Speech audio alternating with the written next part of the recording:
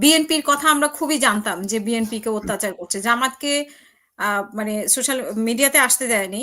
মানে মূলধারার মিডিয়াতে আসতে দেয়নি সেটা আমরা জানি যে এবং নিষিদ্ধ করেছে সেটাও আমরা জানি। কিন্তু এত যে নির্যাতনের শিকার হয়েছে, তো আমরা এও জানি যে জামাত ওইভাবে শব্দ করে নাই যে জামাত আছে কোথায়। তো কিভাবে এত নির্যাতন হলো? যেটা বিএনপির ক্ষেত্রে আপনি দেখেন যে ওদের এত হামলা মামলা হয়েছে যেগুলো আমরা মিডিয়াতে আলোচনা করতাম বা মিডিয়াতে আসতো। তো জামাতের গুলা কেন ওইভাবে আসেনি তখন? দেখুন, আপনার এখানে যখন আপনার মিডিয়াতে যখন আমি গিয়েছি, আরো বিভিন্ন মিডিয়াতে গিয়েছি, আন্তর্জাতিক সংস্থাগুলোর সাথে যখন আমি কাজ করেছি, আমরা তো প্রায় রিপোর্ট নিয়ে যেতাম যে আজকে এতগুলো বাড়ি ভাঙচুর হয়েছে, এতজন অ্যারেস্ট হয়েছে, এতজন পঙ্গু হয়েছে। এবং আপনি যদি ইন্টারন্যাশনাল মিডিয়ার রিপোর্ট দেখেন, জাতিসংঘের রিপোর্ট দেখেন, বাংলাদেশের সবচেয়ে বেশি নির্যাতিত গুম খুনের এই পরিমাণটা কিন্তু জামাত শিবিরের প্রতি হয়েছে বিএনপির তুলনায়।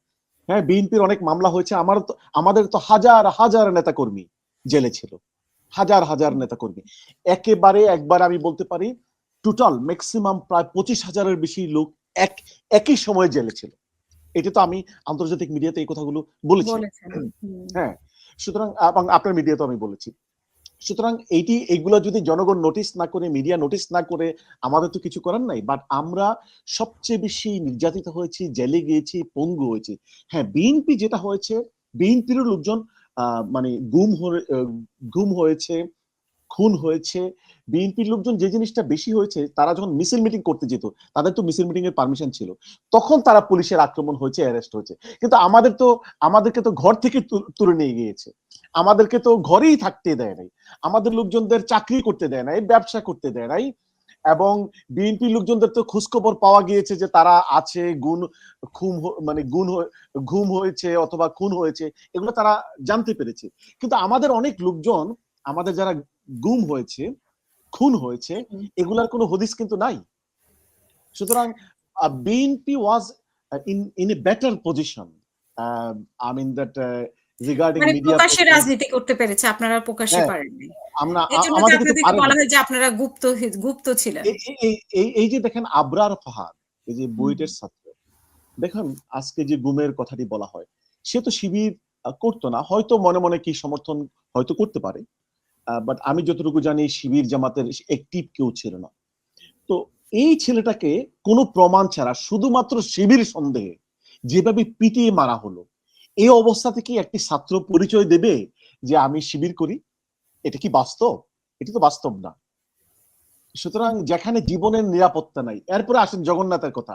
একটা হিন্দু ছেলে, তার মুখে দাড়ি ছিল, তাকে শিবির সন্দেহ করেছে, সে বলেছে আমি হিন্দু, আমার নাম বিশ্বজিৎ, তাকে যেভাবে পিটিয়ে মারা হলো, এই জগন্নাথের কোনো ছেলে কি শিবির মানে বলার সাহস করবে?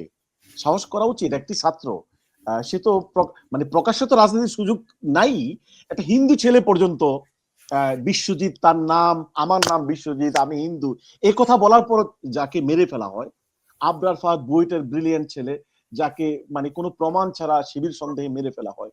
ঢাকা বিশ্ববিদ্যালয়ের শত শত ছেলেকে শিবির সন্দেহে মারা হয়েছে, গুম করা হয়েছে, খুন করা হয়েছে।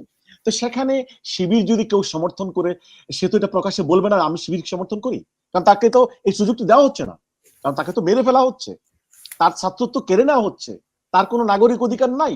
এবং আরো দুঃখজনক হলো, বিশ্ববিদ্যালয়ের কিছু শিক্ষক পর্যন্ত এই ছাত্রদেরকে তারা যেখানে প্রটেক্ট করার কথা, সেখানে তাদেরকে প্রটেক্ট করে নাই, বরং এই নির্যাতনের সহযোগী বিশ্ববিদ্যালয়ের কিছু কিছু শিক্ষক ছিল। যে কারণে আজকে আপনি দেখছেন বিশ্ববিদ্যালয়ের কিছু শিক্ষক আজকে বিশ্ববিদ্যালয়ে ক্লাস নিতে পারছে না, কারণ তারা ছাত্রদের উপর নির্যাতনের ভূমিকায় ছিল ছাত্রলীগের সাথে। যেই কারণে সাধারণ ছাত্র, ঢাকা বিশ্ববিদ্যালয়ের ছাত্ররা, তারা আজকে মানে ফেসিবাদী কিছু শিক্ষককে বিশ্ববিদ্যালয়ে ওয়েলকাম করছে না। এই হচ্ছে মানে সিচুয়েশন। এই সিচুয়েশনে জামাত শিবির যে টিকে এসে আজকে বাউন্স ব্যাক করেছে, আজকে রাজনীতিতে এই অবস্থায় এসেছে, এটা তাদেরকে ধন্যবাদ দেওয়ার উচিত, যে একটি দল এত নির্যাতন নিপীড়নের পরে তারা এভাবে এই রাজনীতিতে পরিস্থিতি এসেছে। আবির্ভূত হলো। ধন্যবাদ।